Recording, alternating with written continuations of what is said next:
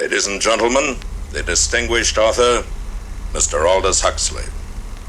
Brave New World is a fantastic parable about the dehumanization of human beings. In the negative utopia described in my story, man has been subordinated to his own inventions. Science, technology, social organization, these things have ceased to serve man. They have become his masters. Aldous Huxley's novel portrays a dystopian future under the dictatorship of a world state, where every aspect of human life is controlled, from laboratory creation to the grave. He described the story as fantasy, but later wrote, "The prophecies made in 1931 are coming true much sooner than I thought they would. The nightmare of total organization has emerged and is now awaiting us, just around the next corner." With the rise of brain-computer interfaces and biometric sensors and so forth, all the bodies, all the brains would be connected together to a network, and you won't be able to survive if you're disconnected from the net. All life on Earth is going to be radically changed. It's a fusion of the physical, the digital, and the biological world. It's changing who we are. These people have gotten to the point now where they are openly anti-human. Everything will be monitored. The environmental consequences of every human action. They cannot happen without digital ID. Once the digital ID is in place, it's game over for humanity.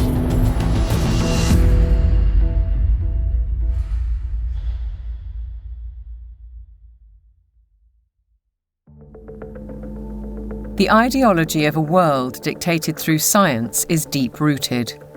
Almost a century ago, a movement was established in the United States, preaching that the population should be governed by an elite of selected experts, scientists and academics, rather than democratically elected politicians. They called it Technocracy. These engineers and scientists from Columbia University promoted what they thought was going to be the replacement for capitalism and free enterprise. It's not going to be a price-based economic system. It's going to be based on resources and energy, control over energy. They thought that science was the answer for everything. They didn't have any spiritual bone at all. They were very mechanistic in their thinking. The definition was clear. Technocracy is the science of social engineering, the scientific operation of the entire social mechanism to produce and distribute goods and services to the entire population. The movement was short-lived, but the principle never died.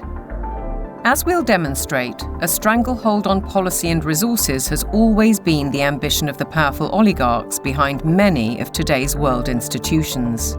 It seems to me that there's a very strong drift in the direction of globalization, of the ultimate centralization of control in the hands of unelected officials at supranational organizations. The lust to control other human beings is a story as old as time. They want all of the resources of the world in their pocket. They do not want you and me to have anything. It's in writing all over the World Economic Forum's website. By 2030, you will own nothing and be happy. That's an oxymoron. If you don't have anything in your name, you ain't going to be happy about it. The World Economic Forum may have called that infamous phrase a prediction, but it translates as a statement of intent on behalf of its global power brokers.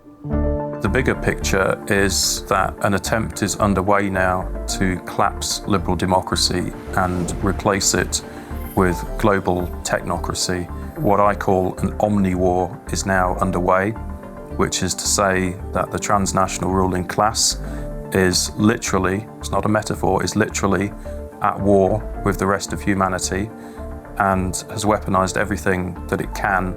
This is a coup. They can remove the power from the parliament and the legislative branch and consolidate it into a monetary system which has complete control. That control is now entirely achievable because the would-be controllers finally have the tools to execute it. Total surveillance, artificial intelligence, digital IDs, and central bank digital currencies. The potential for social control is gigantic and potentially irreversible. What our experts are describing is a world commanded by an exclusive group of bankers and industrialists, affecting every aspect of our lives.